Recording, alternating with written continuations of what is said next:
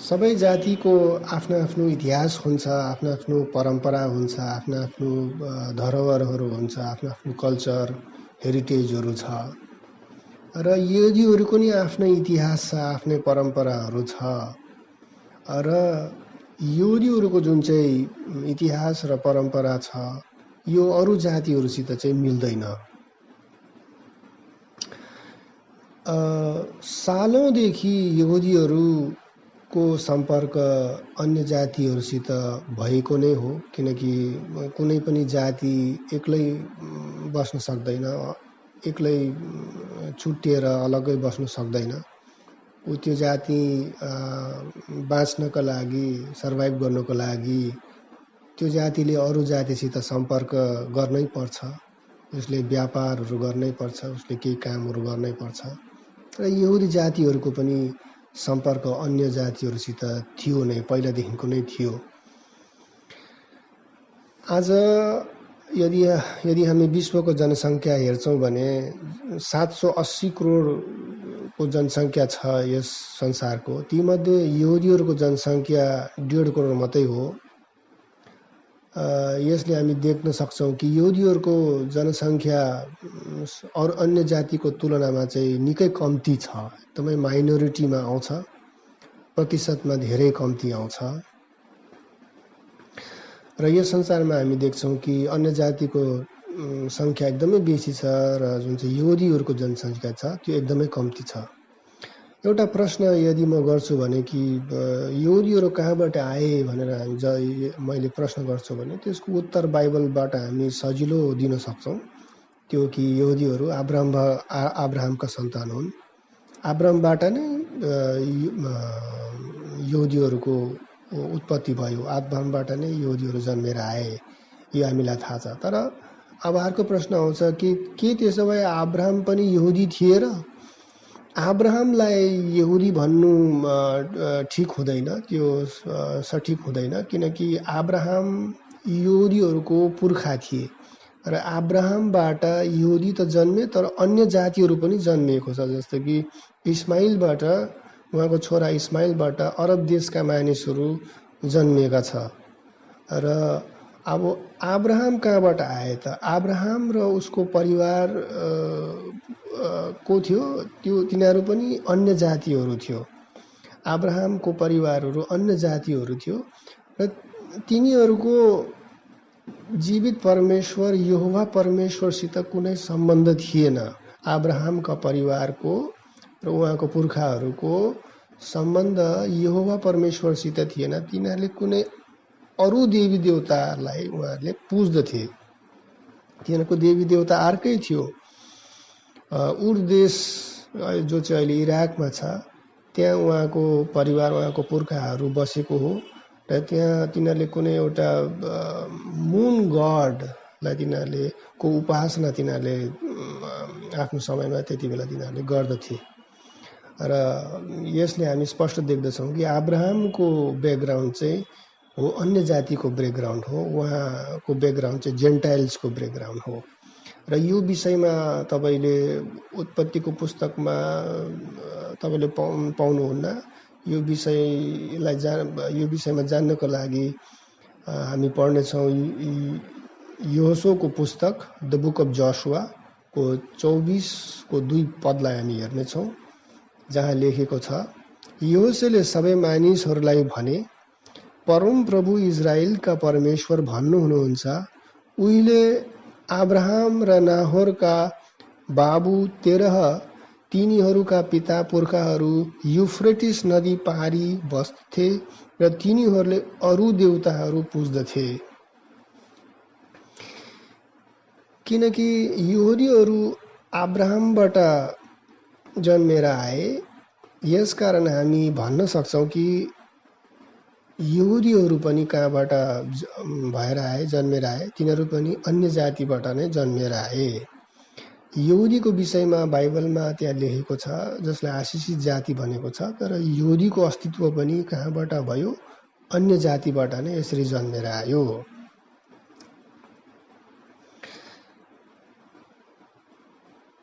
पहिला बाइबलको जुन चाहिँ उत्पत्तिको जुन चाहिँ पुस्तक छ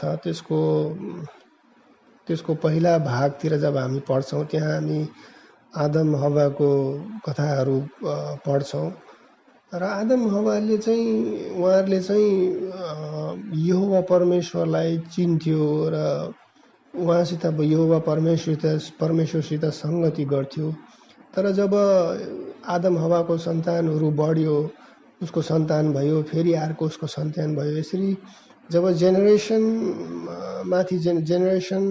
बढ्दै गयो, जेनेरेसन आफ्टर जेनेरेसन जब मान्छेहरूको जब यस पृथ्वीमा फैलाव भयो, तब तिनीहरूले बिस्तारै बिस्तारै जीवित परमेश्वर यहोवा परमेश्वरलाई तिनीहरूले बिर्सिए र तिनीहरू अरू आफ्नै अर्कै देवी देवताहरू पछि तिनीहरू लागे।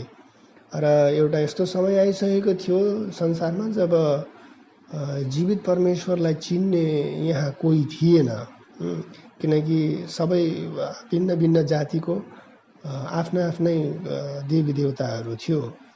तर र यही हो सिचुएसन सबै मानिस जातिको, सबैको आफ्नो आफ्नो जात छ, तिनीहरूको आफ्नो आफ्नो धर्म छ, आफ्नो आफ्नो देवी देवता छ र जीवित परमेश्वरलाई यहोवा परमेश्वरलाई कसैले चिन्दैन। र सबै मानिसहरू पनि यस्तै हो, तिनीहरू आफ्नो आफ्नो धर्ममा लागिरहेको हुन्छ, आफ्नो आफ्नो पुर्खाको रीतिरिवाजमा लागिरहेको हुन्छ। तर जब परमेश्वरले कुनै एउटा मानिसलाई बोलाउँछ, त्यो भिडबाट जब बोलाउँछ, त्यो जातिबाट जब उहाँले बोलाउँछ, तब मात्रै त्यो मान्छेले चाहिँ परमेश्वरलाई चिन्न सक्छ। तब मात्रै त्यो मान्छेले आफ्नो परम्परालाई छोड्न सक्छ। अन्यथा कुनै पनि जातिले, कुनै पनि मानिसले जीवित परमेश्वरलाई चिनेको हुँदैन। किनकि त्यस्तो कुनै ट्रेडिसनै छैन, किनकि त्यस्तो कुनै सिस्टमै छैन। त्यो हराइसकेको हो। जुन चाहिँ जीवित परमेश्वरलाई सित सङ्गति गर्ने जुन चाहिँ प्रथा थियो, जुन चाहिँ फेसिलिटी थियो, त्यो पहिल्यै गुमाइसकेको कारण अब मानिसले परमेश्वरलाई नचिन्ने भएको छ। मानिसलाई परमेश्वरको बोलावटले नै अलग गर्छ र परमेश्वरले आफ्नो समयमा मानिसहरूलाई बोलाउनु भयो र उहाँले आफ्नो योजनालाई पुरा गर्नुभयो। आफ्नो समयमा उहाँले नोआलाई बोलायो, अब्राहमलाई बोलायो, मोसालाई बनायो र यो बोलावट पाएर नै तिनीहरू परमेश्वरलाई चिन्न सके र परमेश्वर पछि लाग्न सके। बोलावट नभएको भए उहाँले कहिले पनि परमेश्वरलाई चिन्न सक्दैन थिए। परमेश्वरको बोलावटले हाम्रो भविष्यलाई, हाम्रो जीवनलाई चेन्ज गरिदिन्छ। हामी एउटा मानिस जस्तै परिस्थितिमा भए तापनि, जुनसुकै जातिको भाषा बोल्ने भए तापनि, जब परमेश्वरले हामीलाई बोलाउँछ तब हामी अलग हुन्छौँ, तब हामी जीवित परमेश्वरलाई चिन्न सक्छौँ। अब्राहमले परमेश्वरको बोलावट नपाएको भए उसको कुनै इतिहासमा उसको कुनै भ्यालु हुने थिएन, बाइबलमा उसको नाम हुने थिएन, किनकि त्यो टाइममा अब्राहम जस्तो मान्छे यो संसारमा थुप्रै थिए, अनगिन्ती मान्छेहरू यो संसारमा थिए। तर परमेश्वरले आफ्नो इच्छा अनुरूप उहाँले अब्राहमलाई बोलाउनु भयो र आशिष दिनुभयो र उहाँबाट नै पछि गएर एउटा ठुलो जाति खडा भयो, एउटा आशिषित जाति खडा भयो, परमेश्वरको जन जसलाई भन्छ यहुदी जाति खडा भयो। र यो केवल मात्र परमेश्वरको बोलावट, उहाँको आशिषको कारण नै भएको हो। अब्राहमको 3टा पत्नी थिए र 3 पत्नीबाट उहाँले 8 जना छोराहरू उहाँले पाएको थियो र यो 8 जना छोरा सबै नै यहुदी भएनन्। यो 8 जना छोराहरू मध्ये परमेश्वरले 1 जनालाई चुन्नुभयो, जसको नाम चाहिँ इसाक थियो। र इसाक ठुलो भएपछि, उसले बिहा गरेपछि उसले दुईटा छोरा पाएको हुन्छ, इसाउ र याकुब। र यो दुई छोरामा फेरि परमेश्वरले एकजनालाई चुन्नु हुनुहुन्छ र उहाँले याकुबलाई चुन्नु हुनुहुन्छ र याकुबलाई चुन्नु हुनुहुन्छ र याकुबबाट नै परमेश्वरले यहुदी जातिको स्थापना गर्छ। याकुबको 12 छोरा हुन्छ र यो 12 छोरा नै इजरायल जातिको निर्माण गर्छ। यो 12 छोराहरूले नै 12वटा इजरायली यहुदीहरूको कुलहरूको स्थापना गर्छ। यसकारण हामी देख्दछौँ कि परमेश्वरले बोलाउँछ र बोलाउनको साथ उहाँले चुन्नु पनि हुनुहुन्छ। उहाँले धेरैलाई बोलाउँछ र धेरैलाई बोलाएपछि केहीजना थोरैलाई नै उहाँले चुन्नु हुनुहुन्छ। मत्ती 22:14 लेखेको छ, किनभने बोलाइएका धेरै छन् तर चुनिएका थोरै छन्। बोलाइएका धेरै छन् तर चुनिएका थोरै छन्। धेरैलाई बोलाएको हुन्छ र चुनिएका कम्ती नै हुन्छ। यहुदीहरूका पुर्खाहरूलाई परमेश्वरले बोलाउनु भयो र तीमध्ये उहाँले केहीलाई चुन्नुभयो र जसलाई चुनियो त्यसद्वारा नै उहाँले आफ्नो जातिलाई, आफ्नो चुनिएका जनलाई उहाँले खडा गर्नुभयो। परमेश्वरले अब्राहमलाई जुन चाहिँ बोलावट दिनुभएको थियो, जुन चाहिँ आशिष दिनुभएको थियो, त्यो यहुदी जाति खडा गर्नु मात्रै थिएन। यहुदी जाति जस्तो जाति त यो संसारमा कति छ। तर परमेश्वरले यहुदी जातिलाई बोलाउनु र आशिष दिनुको पछि अर्को एउटा ठुलो कारण छ र त्यो कारण हो प्रभु येशू ख्रीष्ट। प्रभु येशू ख्रीष्टलाई जन्माउनुको लागि नै परमेश्वरले खासमा अब्राहमलाई बोलाउनु भएको र आशिष दिनुभएको हो र अब्राहमबाट नै परमेश्वरले प्रथम उहाँले यहुदी जाति इजरायल देशलाई खडा गर्नुभयो र त्यो जाति बीचमा नै परमेश्वरको एकमात्र पुत्र प्रभु येशूले जन्म लिनुभयो। अब यहाँ एउटा प्रश्न आउँछ, के प्रभु येशूले इच्छा गरेको भए के उहाँ अन्य जातिको त्यहाँ उहाँ जन्म हुन सक्ने थिएन र? प्रभु येशूले चाहेको भए उहाँ अन्य जातिको त्यहाँ पनि उहाँ जन्मिनु सक्नुहुन्थ्यो। अन्य जातिको त्यहाँ जन्मिनु सक्नुहुन्थ्यो, तर उहाँ यहुदी जातिको त्यहाँ नै जन्मिनु भयो। यसको पछि कारण के थियो? अन्य जातिको त्यहाँ प्रभु येशू जन्मिनुहुन्छ भने चाहिँ त्यहाँको वातावरण, त्यहाँको इतिहास परम्परा र आत्मिक जुन चाहिँ एन्भाइरोमेन्ट छ, जुन चाहिँ आत्मिक परिवेश छ, त्यो अरू देवी देवताको छ। किनकि अन्य जातिहरूको यहोवा परमेश्वरसित कुनै सम्बन्ध छैन। तर यहुदी जाति किनकि परमेश्वरद्वारा बनाइएको जाति हो, किनकि परमेश्वरले खडा गरेको एउटा जाति हो, एउटा देश हो, यो जातिमा प्रभु येशू जन्मिनुहुन्छ भने चाहिँ जन्मिएर चाहिँ उहाँले चाहिँ एउटा विशेष, एउटा असल आत्मिक परिवेश भएको एउटा जग्गामा उहाँ जन्मिनु भयो, जहाँ पिता परमेश्वरको उपस्थिति छ, पिता परमेश्वरको आशिष छ। यहुदी परिवारमा प्रभु येशूले जन्मेर चाहिँ उहाँले के पाउनुभयो? उहाँले आफ्नै पिताको घरमा जन्मिने एउटा मौका पायो। उहाँले चाहनु भएको भए अन्य जातिको त्यहाँ जन्मेर पनि उहाँले उद्धार मुक्तिको काम उहाँले गर्नु सक्नुहुन्थ्यो। तर यहुदी जातिको यहाँ जन्मेर उहाँले एउटा असल, एउटा कम्फर्टेबल आत्मिक परिवेश, एउटा इन्भाइरोमेन्ट उहाँले पायो, जो चाहिँ यो अन्य जातिले चाहिँ दिनु सक्दैन थियो। उदाहरणको रूपमा म एउटा चराको एउटा इक्जाम्पल दिन चाहन्छु।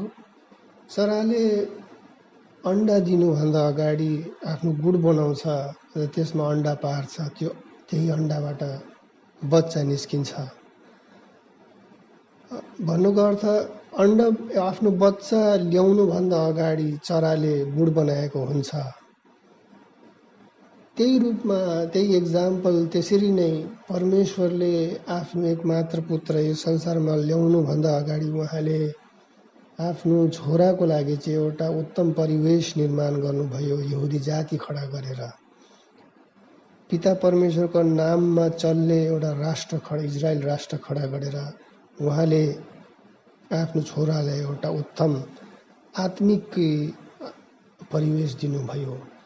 धनी मान्छेको घरमा जन्मिनु उहाँको लागि इम्पोर्टेन्स थिएन, तर एउटा असल आत्मिक परिवार, एउटा आत्मिक रूपमा असल भएको एउटा परिवारमा जन्मिनु उहाँको लागि इम्पोर्टेन्ट थियो। यद्यपि प्रभु येशूको जन्म यहुदी परिवारमा भए तर यहुदीहरूले प्रभु येशूलाई ग्रहण गरेन, तर उहाँलाई ईशनन्दाको आरोप लगाएर उहाँलाई क्रुसमा टाँगिकन उहाँलाई मारे। तर अर्कोपट्टि अन्य जातको मान्छेहरूले चाहिँ प्रभु येशूलाई ग्रहण गरे, उद्धार मुक्ति प्रभु भनिकन ग्रहण गरे र अहिले पनि तिनीहरूले आफूलाई क्रिस्चियन नै भनेको छ। तर एउटा क्रिस्चियन, अन्य जातका मानिसहरू जब क्रिस्चियन भएर जब बाइबल पढ्छ तब यस्तो लाग्छ मानौ यो जम्मै त यहाँ चाहिँ यहुदीहरूको बारेमा मात्रै लेखिएको छ, यो जम्मै किताब चाहिँ बाइबल किताब चाहिँ यहुदीहरूको लागि हो र बाइबलको परमेश्वर पनि यहुदीको हो भन्ने जस्तो लाग्छ। तर यो कुरालाई तिनीहरूले चेन्ज गर्नु सक्दैन। लेखिएको बाइबलमा जुन चाहिँ कुराहरू लेखिएको छ, जुन वचन बाइबलमा लेखिएको छ त्यसलाई कसैले चेन्ज गर्न सक्दैन, परिवर्तन गर्न सक्दैन, आफ्नो इच्छा अनुसार चेन्ज गर्नु सक्दैन। तर त्यही कुरालाई मिलाउनको लागि आफ्नो अन्य जातिले आफ्नो प्रतिबिम्ब बाइबलमा कसरी हेर्नु, कसरी देख्नु पाऊँ भन्ने त्यो एउटा कुरालाई लिएर तिनीहरूले सोच विचार गरे। किनकि जब पनि एउटा अन्य जातका मानिसहरू जब क्रिस्चियन हुन्छ र उसले आफ्नो प्रतिबिम्ब बाइबलमा देख्न चाहन्छ र तिनीहरूले अन्य क्रिस्चियनहरूले अन्य जातिहरू जब क्रिस्चियन भए तब तिनीहरूले बाइबलमा यहुदीहरूको प्रतिबिम्ब मात्रै जब देखे, यहुदीहरूको इतिहास तिनीहरूले यस्तो गरेको त्यस्तो गरेको मात्रै जब तिनीहरूले देखे तब तिनीहरूले आफ्नै एउटा तर्क, आफ्नै थ्योरी तिनीहरूले निकाले र तिनीहरूले भन्न थाले कि नयाँ नियममा चाहिँ प्रभु येशूलाई ग्रहण गरेर परमेश्वरको लागि अब समीकरण बदलिएको छ। पहिला जमानामा पुरानो नियमको समयमा परमेश्वरको लागि यहुदी प्रथम स्थानमा आउँथ्यो। यहुदी परमेश्वरको लागि यहुदी जाति प्रथम जाति थियो, एउटा प्रिफरेन्स पाएको नम्बर 1 जाति थियो।